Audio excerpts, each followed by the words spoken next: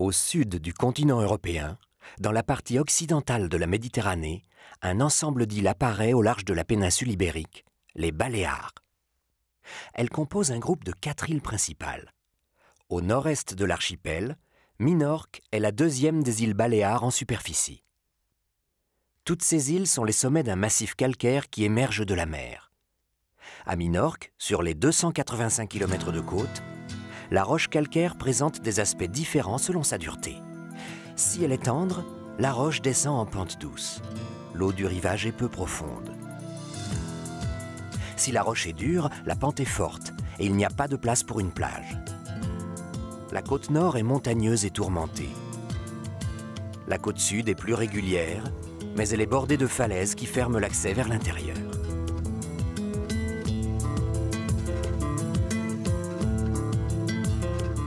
Les parcelles cultivées alternent avec une végétation de type méditerranéen. Au milieu des espèces locales, plusieurs spécimens tropicaux se sont installés. Ils ont été rejoints par les oiseaux de passage, très nombreux dans une île située sur la route des migrations. C'est dans la pierre qu'il faut chercher les origines du peuplement de Minorque. En effet, dès le 2e millénaire avant notre ère, la présence humaine est attestée par de multiples mégalithes. Bien plus tard, les Phéniciens ont intégré Minorque à un vaste réseau commercial. Avec leurs descendants carthaginois, ils ont laissé plusieurs empreintes sur l'île, notamment religieuses. Baal, un de leurs dieux, était associé au taureau. Les grandes nations se disputèrent le contrôle de l'île. Au tout début du XVIIIe siècle, les Anglais débarquèrent avec leurs alliés hollandais. Mais c'était compté sans les Français qui régnèrent également un temps. L'île avait déjà suscité la convoitise des pirates turcs et maures. Au XVIIe siècle, elle s'équipa d'un système défensif. Il n'empêcha pas la succession des cultures. L'architecture témoigne aujourd'hui encore de leur diversité. Minorque appartient à la communauté autonome des Baléares. Avec l'Espagne, elle a rejoint l'Union européenne en 1986. Les Minorquins sont restés fermement attachés à des traditions séculaires dont ils prennent grand soin. La société minorquine a pourtant beaucoup changé. Les 2/3 des 80 000 habitants de l'île vivent aujourd'hui dans les 2 villes principales et l'immigration a contribué au rajeunissement de la population. L'habitat est réparti sur tout le territoire de l'île, et notamment jusqu'au littoral, jadis délaissé en raison de la peur des pirates. L'espace ne manque pourtant pas. Minorque abrite à peine 10% de la population des Baléares. L'influence musulmane est bien visible dans les habitations locales. Les lignes épurées ont même influencé l'architecture contemporaine. Les musulmans ont vécu sur l'île pendant 4 siècles, en façonnant le paysage urbain et rural. Il ne faut pas déployer beaucoup d'imagination pour s'imaginer au Maghreb. La culture grecque est arrivée en Espagne grâce aux Arabes, auxquels remontent certaines traditions locales. La passion des chevaux en est un exemple.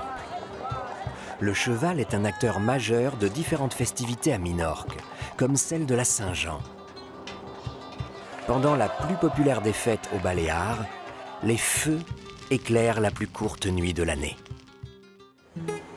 La fête de Saint-Jean illustre l'implantation de la religion catholique.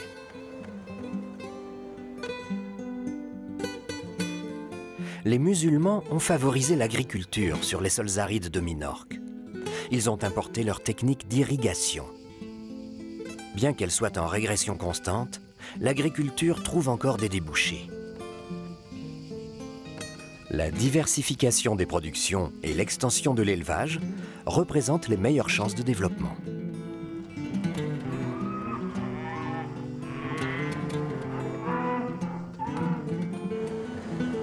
Depuis des siècles, la voie semble toute tracée pour exploiter les énergies renouvelables. L'ensoleillement et les vents dominants devraient en partie combler l'absence de ressources énergétiques. Les activités industrielles sont réduites sur l'île, à l'image de la pêche qui n'a pas dépassé le stade artisanal.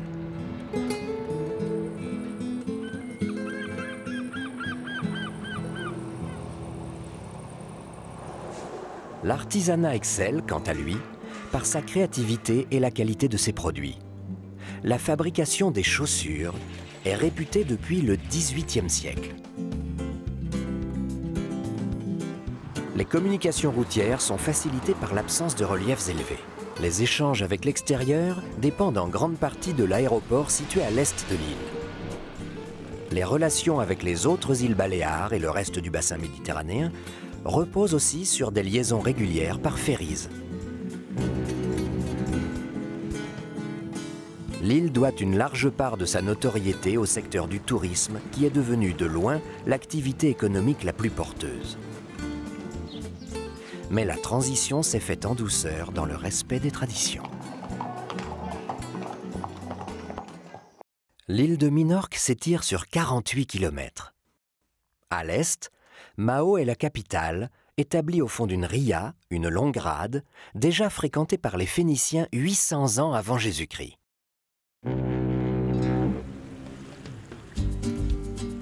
Mao possède le port naturel le plus vaste du monde après celui de Pearl Harbor, aux îles Hawaï. La ville s'est très tôt souciée de sa défense. Le commerce prit son essor dès l'époque romaine. Mais la cité florissante ne disposa de protections fortifiées qu'au milieu du XVIe siècle. Elles seront insuffisantes pour repousser les Anglais, qui resteront un siècle.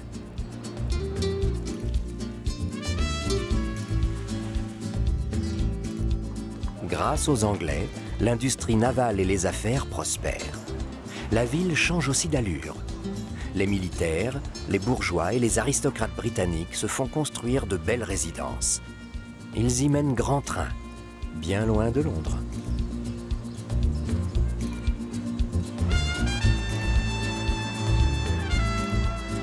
Les couleurs des façades et l'aménagement de fenêtres typiques, les bow windows, ne font pas partie des traditions méditerranéennes. Le mal du pays tourmentait parfois les Anglais.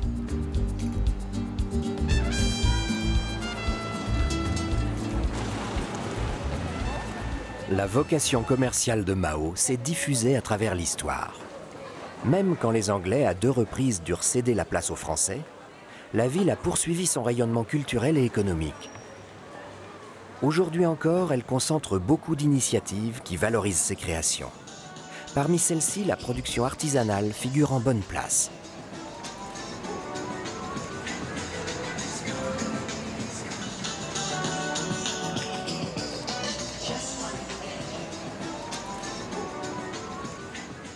L'église Santa Maria a été construite au XIIIe siècle par les conquérants catalans. Elle fut rénovée 5 siècles plus tard dans l'esprit du baroque. Mais l'église se flatte surtout de posséder un orgue monumental qui passe pour être l'un des meilleurs d'Europe.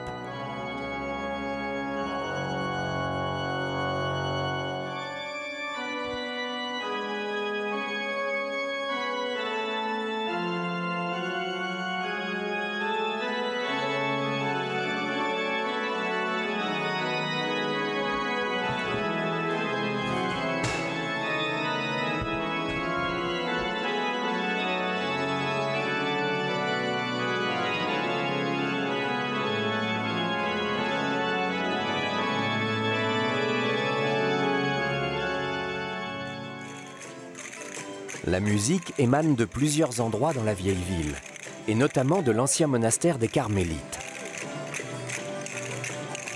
Les événements historiques ont influencé le folklore de l'île. Ce qu'il y a de plus typique dans le folklore minorquin, ce sont les danses fandangos et les jotas, mais surtout les fandangos et beaucoup de chansons aussi qui ne sont pas accompagnées de danse.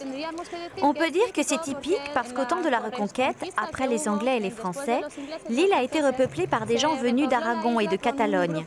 C'est pour ça qu'on a des fandangos et des jotas qui viennent de ces régions.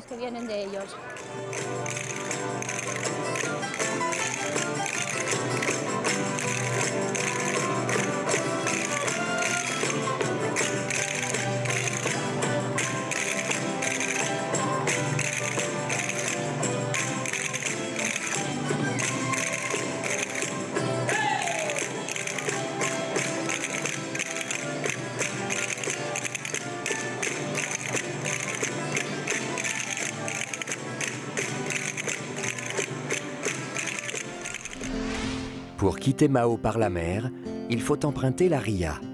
À la sortie, un dispositif militaire contrôlait la navigation des bateaux de passage. Au milieu du XIXe siècle, à l'initiative de la reine d'Espagne Isabelle II, on lança la construction de la forteresse de la Mola. La rivalité entre la France et l'Angleterre était encore forte dans la région. Avec un ouvrage dissuasif, l'Espagne limitait clairement son territoire.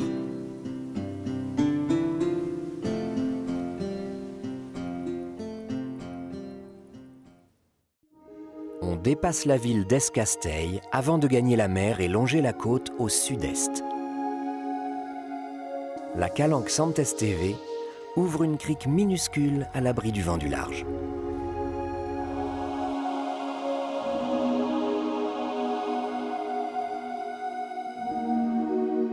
En 1756, les Français débarquent. Ils resteront 7 ans sur l'île et créeront la ville de San Luis en hommage au roi Louis IX, le futur Saint-Louis.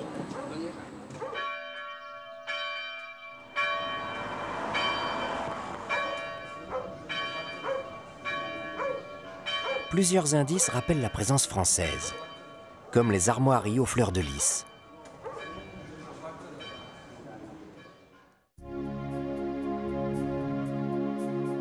La campagne minorquine assemble un puzzle étonnant. Des murets délimitent les pièces d'une mosaïque dessinée par des générations d'agriculteurs. La technique de construction n'a pas changé depuis des siècles. On utilise la pierre sèche sans ciment. On la taille pour l'intégrer à l'ensemble. Ainsi, les champs sont vidés des pierres indésirables, les cultures se trouvent à l'abri du vent et les propriétés sont clairement délimitées.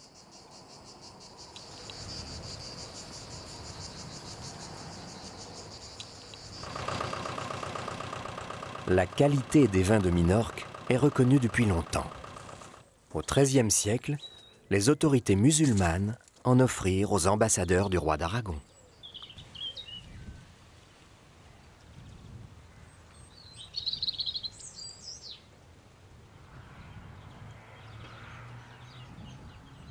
La superficie du vignoble augmenta et la production fut stimulée pendant l'occupation britannique.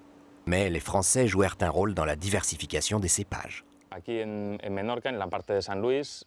Minorque, dans la région de Saint-Louis, il y a eu une importante influence française au XVIIIe siècle. Dans les caves, on produit du vin principalement à partir de variétés françaises, comme les chardonnays, merlot, cabernet sauvignon, muscat. Ces variétés sont bien adaptées à la terre calcaire de Saint-Louis. C'est un sous-sol très proche de ce qu'on trouve dans la région du Bordelais. C'est un sol calcaire avec de la terre argileuse par-dessus. Le vin bénéficie de l'appellation Vino de la Tierra Isla de Menorca, vin de terroir de l'île de Minorque.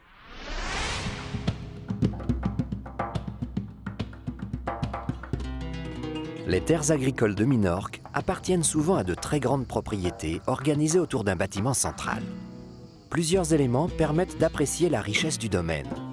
Le portail, les murs, les matériaux et la taille de l'habitation. Certains choisissent la simplicité, d'autres recourent à une décoration plus raffinée. Les influences mauresques sont souvent évidentes.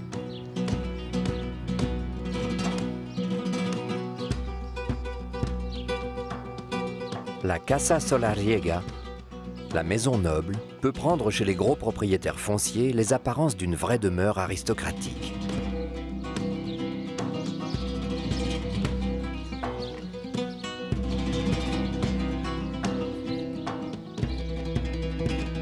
Partout, on joint l'utile à l'agréable.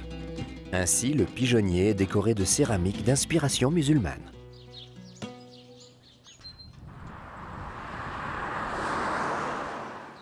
Du côté de l'élevage, les vaches sont incontournables. Leur lait est utilisé dans la fabrication d'un fromage réputé, le Queso Mahón Menorca, le fromage de Mao à Minorque. Ici, on dit Queso Mahones.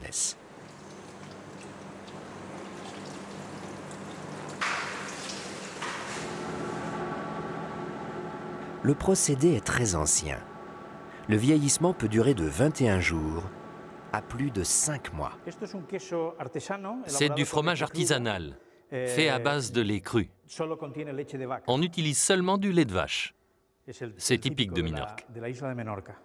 Le trait le plus caractéristique de ce fromage, c'est son élaboration qui se fait avec un morceau de tissu qui lui donne ses rides et sa forme. C'est un fromage avec une saveur bien particulière en raison du climat humide de l'île et la proximité de la mer du fait que l'île est petite. Tout cela fait que les pâturages donnent une saveur spéciale, acidulée, avec un goût de sel.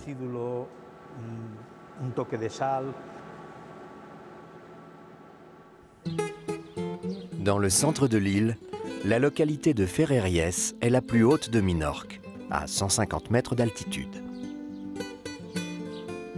L'église Sant Bartomeu domine la ville. Fondée au XIVe siècle, Ferreries n'était pas riche. La cité vécut donc discrètement de l'air du temps pendant de longues années, jusqu'au jour où elle sortit de l'anonymat. À la fin du XVIIIe siècle, son destin changea grâce au travail du cuir.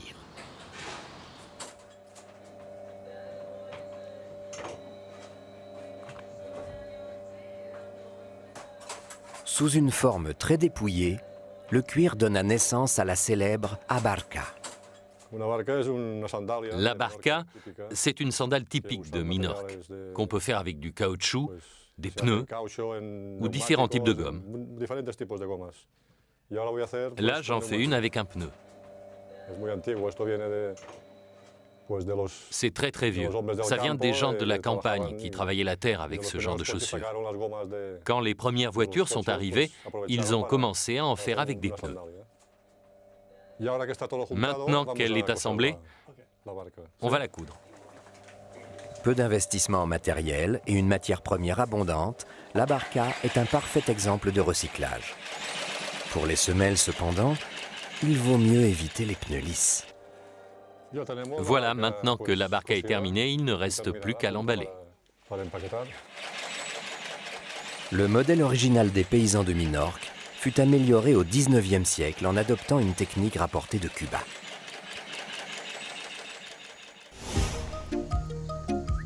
Le cheval, à Minorque, bénéficie d'une attention toute particulière car il fait partie du patrimoine. En effet, depuis le XIVe siècle, il existe une race propre à l'île, le cheval de pure race minorquine. Un magnifique animal dont la robe est toujours noire. Dans ses gènes, le pure race minorquine contient toute l'histoire de l'île, puisqu'il tient à la fois du pur sang espagnol, du pur sang arabe et du pur sang anglais.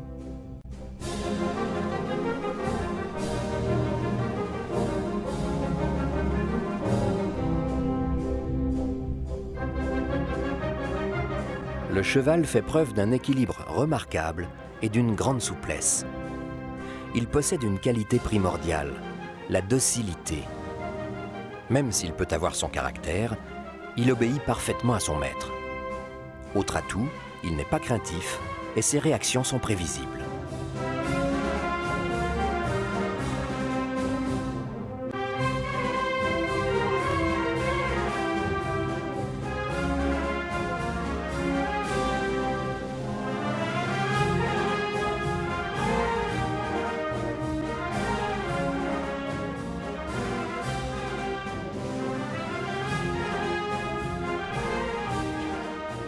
Le pur race minorquine est unique dans le monde hippique pour la facilité avec laquelle il se dresse sur ses membres postérieurs.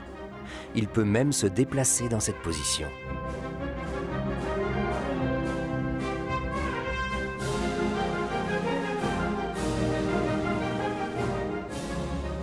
Avec son pas sautillant, le cheval pur race minorquine prend vite une allure aérienne.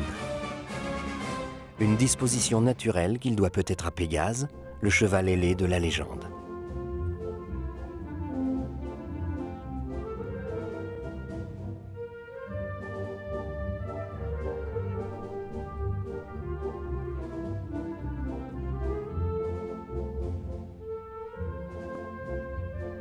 Tout en grâce et en robustesse, il semble se retenir avant de prendre son envol.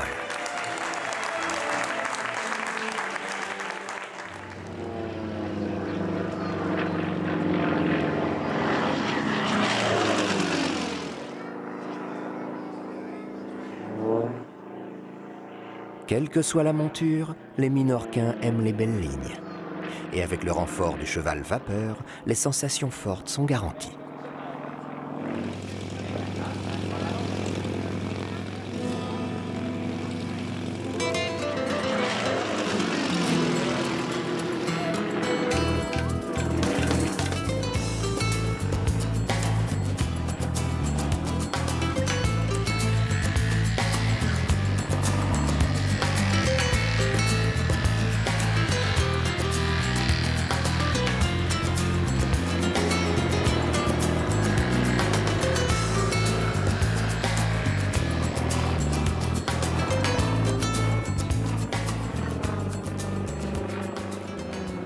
Le soir venu, le show continue. Rock rime avec Minorque.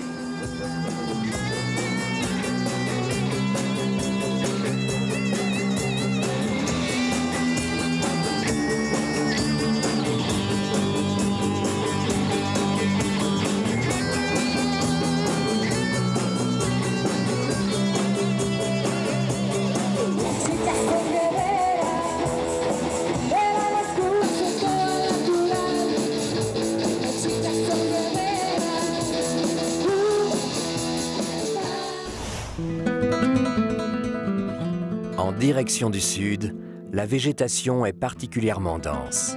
15% de la superficie de l'île sont couverts par une forêt de pins et de chênes verts. La végétation réussit même à coloniser les rochers qui dominent la mer.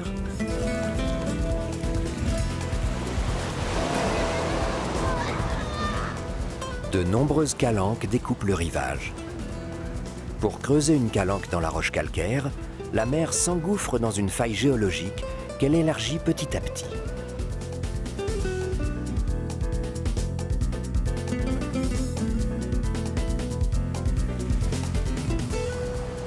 Parfois, les eaux de pluie et la main de l'homme ont complété le travail de la mer en creusant des grottes. Certaines ont servi d'habitat, d'autres de nécropole.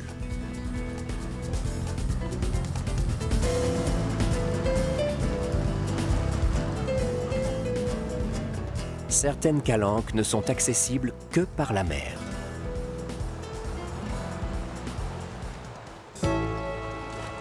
Le village de Binnicker Bay, au sud-est de l'île, a été entièrement reconstitué dans les années 1980. À travers le dédale de ses ruelles, il reproduit un petit village de pêcheurs. L'empreinte musulmane y est parfaitement claire.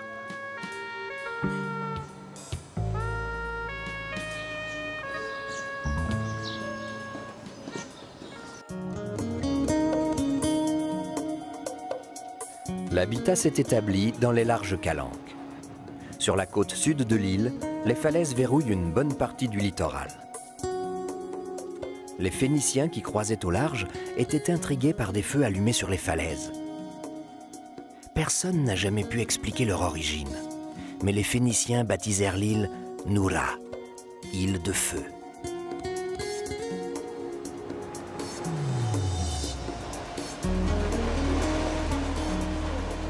La roche calcaire, friable, subit en permanence l'érosion marine. Le vent chargé d'embrun salé et l'échauffement de la pierre par le soleil assurent la première partie du travail. Les vagues s'occupent du reste en attaquant la muraille à la base. Une grotte naturelle se découpe dans la falaise à la Coba d'Enchoroy. Elle fut jadis habitée.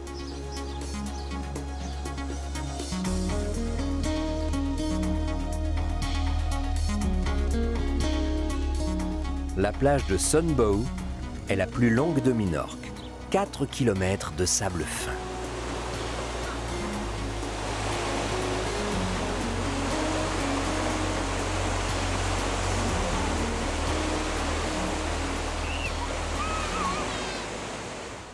Une basilique chrétienne se trouvait à proximité de la plage.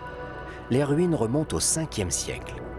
Mais à Minorque, les vestiges archéologiques peuvent être beaucoup plus anciens.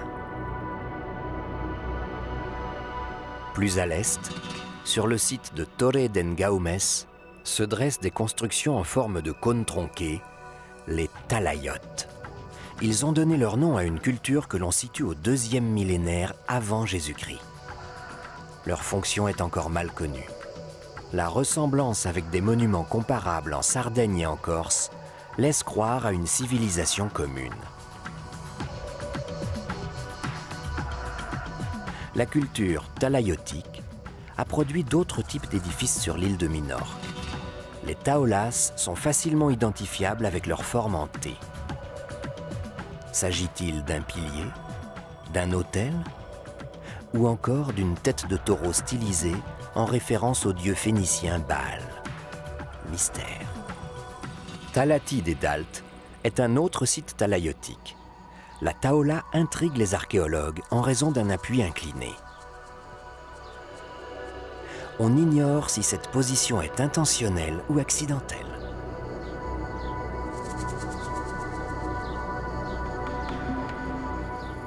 Autre forme de construction, la navetta, un amoncellement de pierres qui évoque la coque d'un bateau renversé.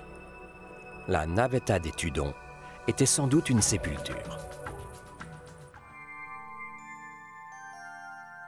Minorque abrite la plus forte concentration de monuments préhistoriques au monde. Tous ont été taillés dans la pierre. La pierre existait en grande quantité et on pouvait la travailler avec des outils rudimentaires. Des carrières plus récentes sont aujourd'hui fermées, mais les sites sont maintenus en l'état.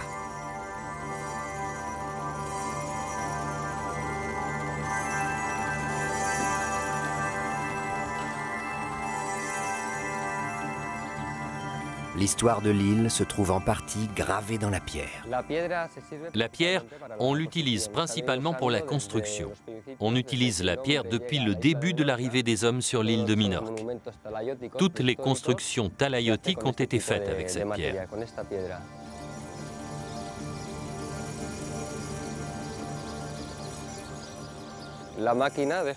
La machine laisse les traces de son passage avec les marques des disques sur les murs. C'est une trace plus régulière que celle que l'on trouve dans les carrières antiques.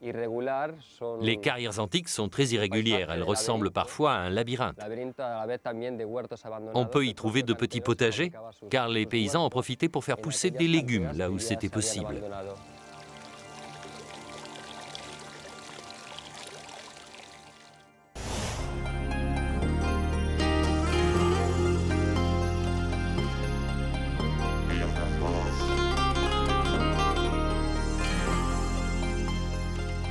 Vers le centre de l'île, le Monte El Toroeste, 357 mètres, est le point culminant de Minorque. Au sommet, sur les ruines d'un ancien couvent, on a élevé au XVIIe siècle une église de style Renaissance et un nouveau monastère.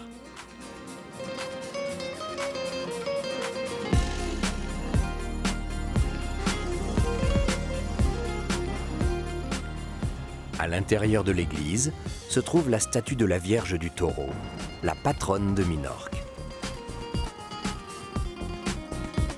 Au pied du mont, Es Mercadal est une petite bourgade qui n'a rien perdu de son caractère rural. Située au centre géographique de l'île, elle a été fondée au XIVe siècle pour servir de relais entre les deux villes principales.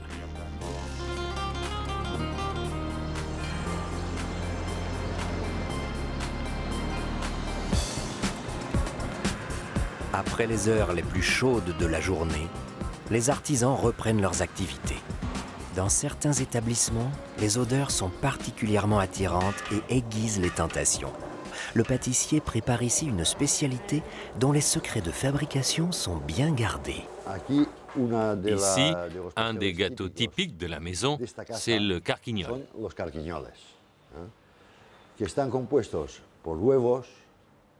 On le fait avec des œufs, du sucre, de la farine et des amandes.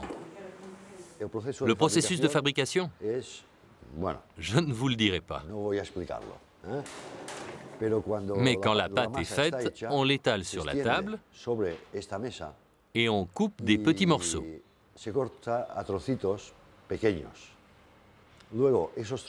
Ces petits morceaux, on les met au four. Et quand ils sont bien cuits, ils sont à point pour être mangés.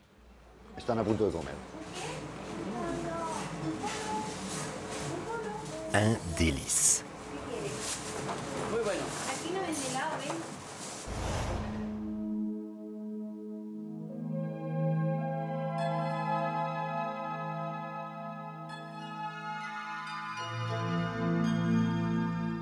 La tramontane, un vent sec et froid, a donné son nom à la côte nord de Minorque, la Tramuntana.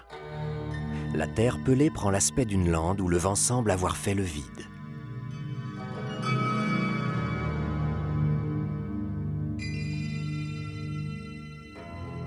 À l'abri d'une immense baie, se dissimule la localité de Fortnaïs. Autour du port, les petites maisons sont orientées vers le sud pour tourner le dos à la tramontane.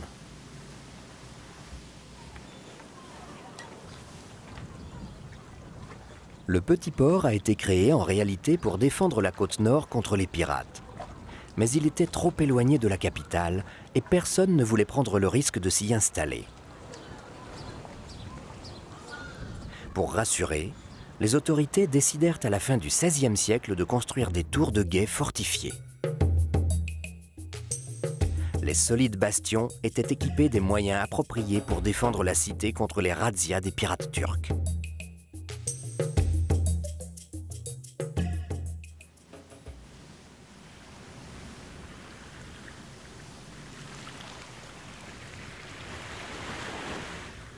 Au milieu de la côte nord, un long éperon rocheux s'avance dans la mer.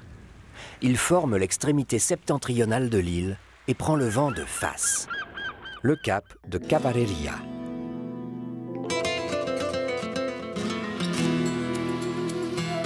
Alors que l'île atteint ses limites sur la côte nord, un phare ponctue la terre d'un ultime repère.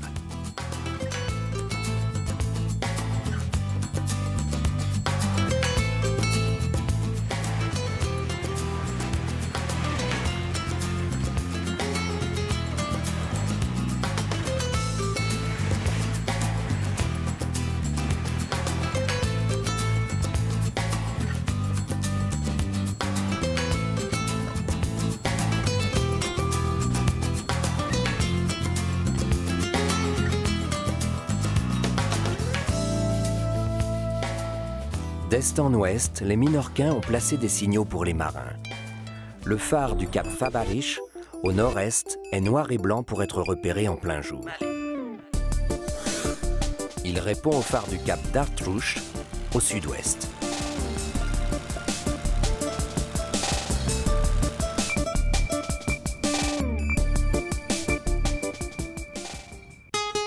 Cala Blanca, sur la côte ouest de l'île. Le développement touristique de Minorque a une vingtaine d'années de retard par rapport aux autres îles Baléares. Plusieurs raisons expliquent le décalage. L'une d'elles, les propriétaires refusèrent longtemps de vendre les terres agricoles du littoral. Le nombre limité de plages abritées du vent a aussi joué un rôle.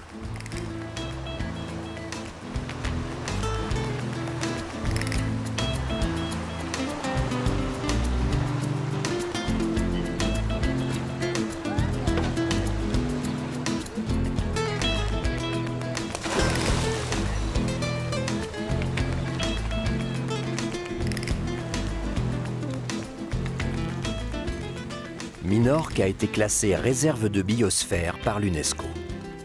L'île était déjà la mieux préservée des Baléares, mais le label améliora encore son image à l'extérieur.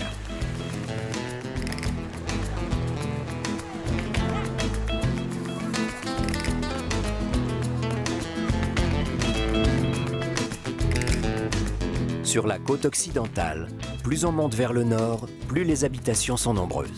On approche de la deuxième ville de l'île, qui voue un véritable culte au cheval. Ciutadella possède un hippodrome où se déroulent des courses de trot attelé.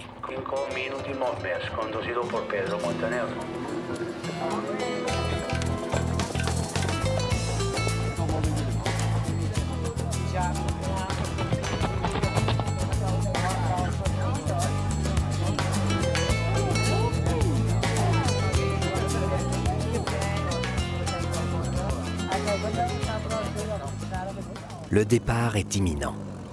Les chevaux se placent derrière l'autostart, une voiture équipée de barrières. Quand la voiture accélère, la course est lancée. Tout en tirant le sulky, les chevaux doivent trotter le plus vite possible. Il faut savoir se faire une place dans le peloton et courir le plus près de la corde.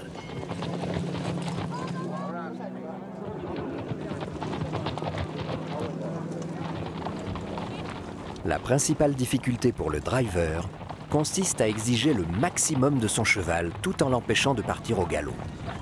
Les commissaires veillent au respect du règlement. Ils pénalisent également le trotteur qui gêne un concurrent.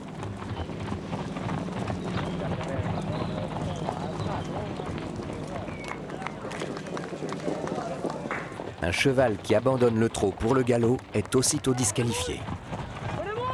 Tiens, un cheval bien solitaire, le driver a disparu. L'infortuné driver est tombé. Il est récupéré par la voiture balai, mais son cheval ne voit aucune raison de s'arrêter.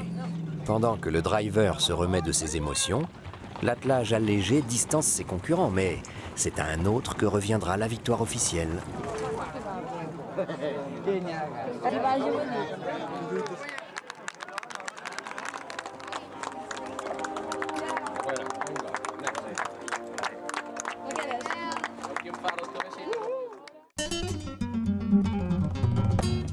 Ciutadella est à 45 km de Mao et les deux villes ont longtemps été rivales. Ciutadella signifie « petite ville » en dialecte minorquin. La localité est dotée d'un port remarquablement protégé. Il se situe à l'extrémité d'une longue ria.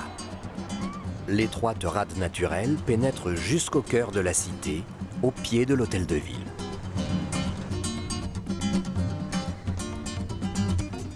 L'influence mauresque est évidente sur le bâtiment qui fut élevé à l'emplacement d'un palais musulman en ruine.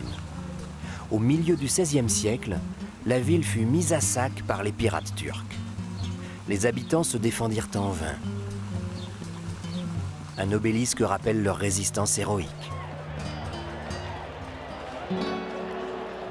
La cité catholique vécut très mal la venue des protestants britanniques au XVIIIe siècle. La ville se replia sur elle-même et entra dans une longue période de déclin. Le temps s'arrêta lorsque le gouverneur anglais décida, en rétorsion, de choisir la ville de Mao comme capitale. La rivale et conduite se mura derrière sa fierté outragée.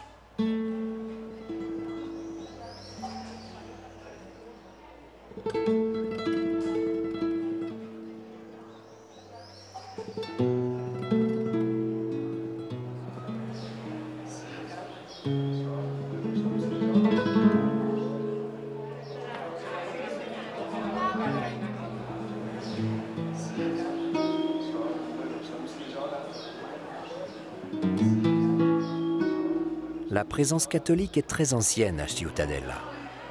La ville était déjà le siège d'un évêché au Ve siècle. L'Église catholique y bénéficiait de confortables revenus et de fidèles alliés. Elle put notamment compter sur le soutien des chevaliers de Malte, très influents aux Baléares au XIVe siècle. Les fêtes de la Saint-Jean remontent à cette époque.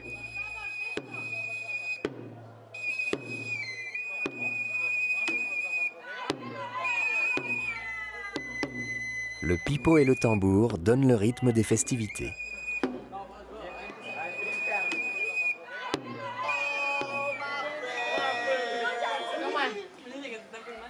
Dans les maisons, les familles se préparent à la fête. Sur la table trône le gâteau traditionnel. On le déguste en trempant les parts dans une sauce au chocolat épaisse et chaude. Un rituel auquel on ne déroge pas pendant l'après-midi du 23 juin, veille de la Saint-Jean.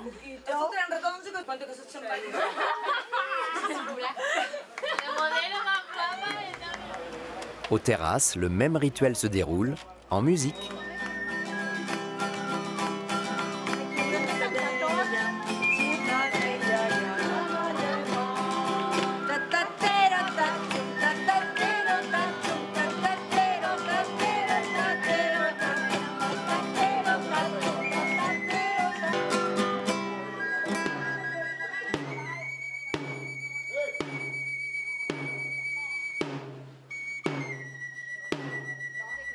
En tenue d'apparat, le cheval de pure race minorquine attend son heure pour entrer en scène. Il est monté par le Kaicher, c'est le nom donné au cavalier. De la tête à la queue, le cheval a revêtu ses plus beaux atours.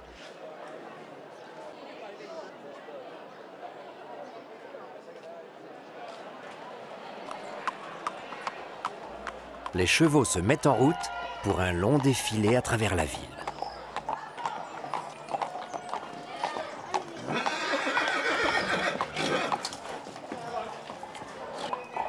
À l'origine, les cavaliers qui participaient à la fête étaient élus par un conseil des sages.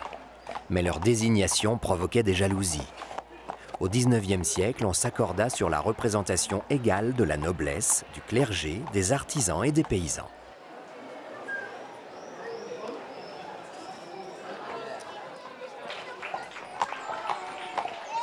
Les cavaliers se rapprochent de la place de la cathédrale, où la population les attend.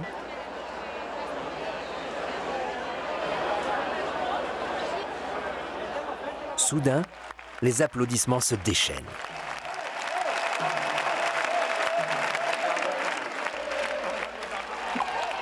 Ils saluent l'arrivée du Fabiolaire, juché sur un âne. Au son du pipeau et du tambour, le personnage ouvre officiellement le défilé des chevaux.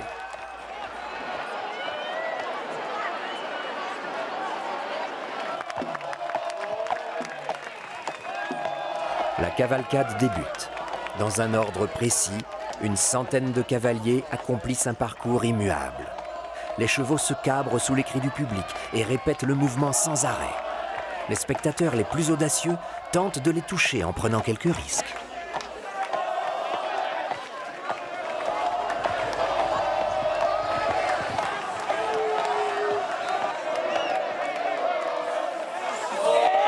Malgré la foule qui les excite, les chevaux restent étonnamment calmes. Les cavaliers gardent le contrôle de leur monture. Une performance.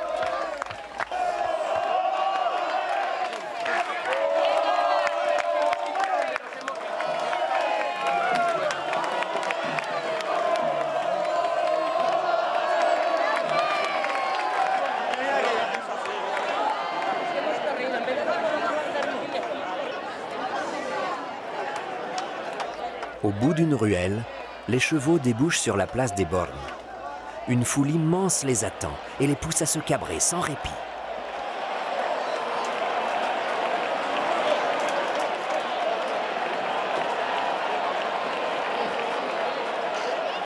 Toucher les chevaux porte bonheur.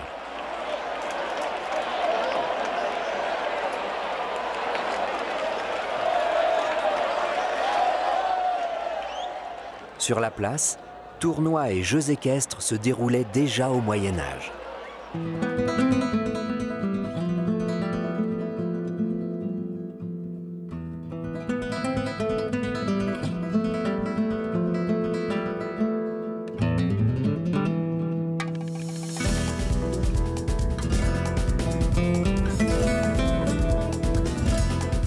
Du côté des spectateurs, la pommada, un mélange de gin et de citron amer, commence à faire sentir ses effets.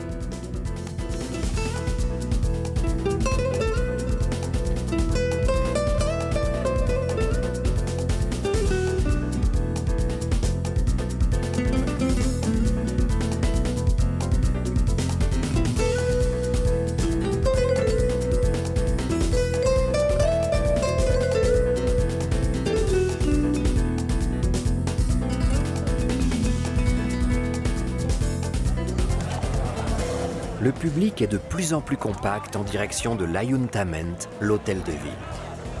La population attend que le conseil municipal réuni au balcon proclame l'ouverture des festivités de la soirée.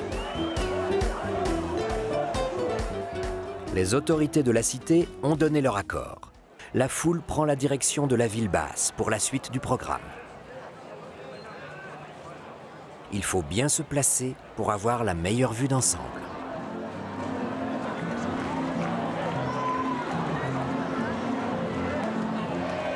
Le spectacle est d'abord dans la foule.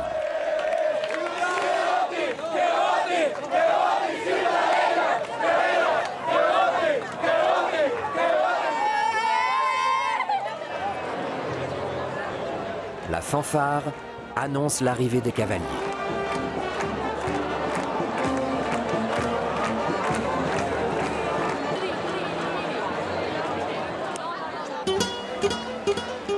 Les chevaux disposent ici de plus d'espace. Ils vont pouvoir se livrer à leur exercice favori. D'ailleurs, le public est là pour ça.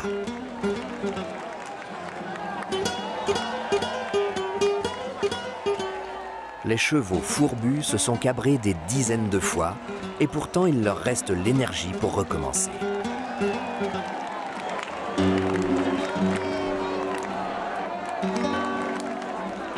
Les spectateurs les soutiennent à bout de bras.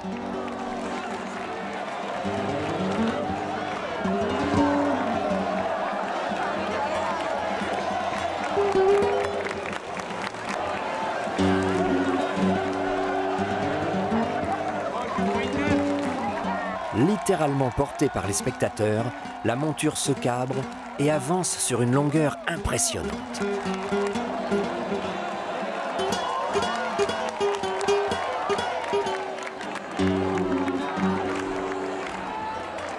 Nul n'est à l'abri d'un accident.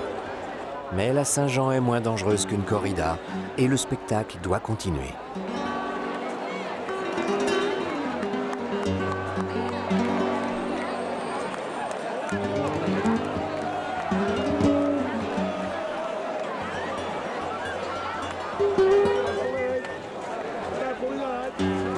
La foule et les cavaliers, jeunes et moins jeunes, se préparent pour l'ultime épreuve.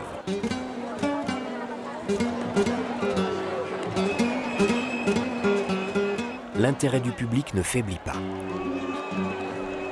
Le Fabiolaire annonce la reprise du spectacle.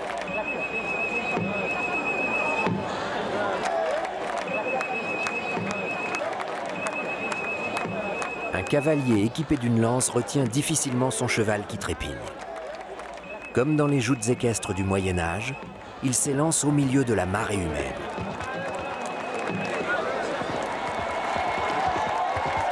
Au grand galop, le cavalier fonce vers l'objectif.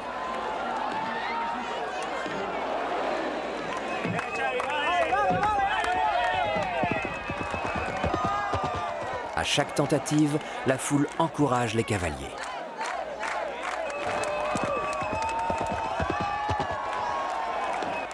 But du jeu, passer la lance dans un anneau suspendu.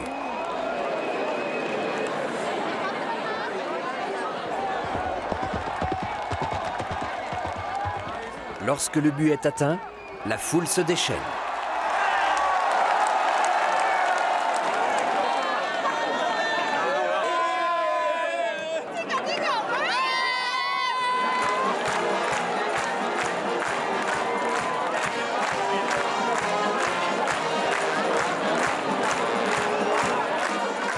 La fête de la Saint-Jean coïncide à quelques jours près avec le solstice d'été.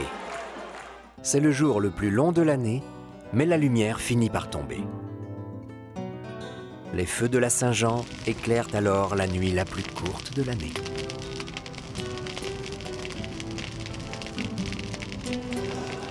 Quand les feux de bois commencent à fléchir, les feux d'artifice prennent le relais.